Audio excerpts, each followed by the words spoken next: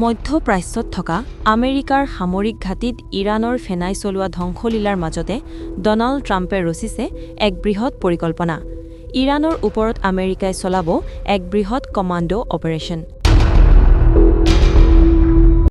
ট্ৰাম্পৰ এই কমাণ্ডো অপাৰেশ্যনৰ পৰিকল্পনাৰ তথ্য আমেৰিকাৰ সংবাদ প্ৰতিষ্ঠানে ৰাজহুৱা কৰাৰ পিছতেই ইৰাণৰ IRGC-য়ে মুকলিভাৱে সকিয়নি প্ৰদান কৰিছে যে যদি আমেৰিকান সেনাই ইৰাণৰ ভূমিত ভৰি ৰাখে তেন্তে এজনো সৈন্যই জীয়াই থকা অৱস্থাত ঘূৰি যাব নোৱাৰিব, সকলোকে হত্যা কৰা হ'ব।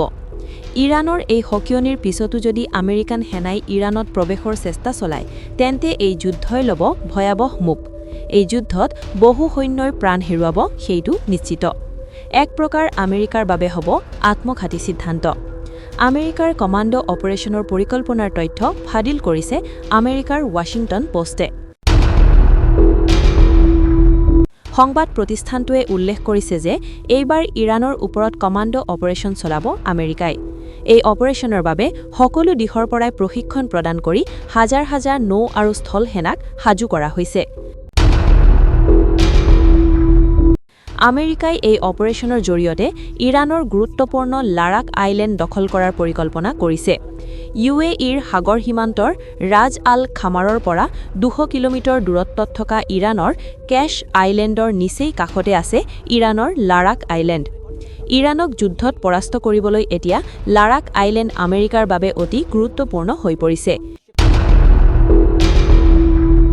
কিয়নো লাৰাক আইলেণ্ডৰ পৰাই ইৰাণৰ নৌসেনাই হৰমুজ প্ৰণালীক সুৰক্ষা দি আহিছে।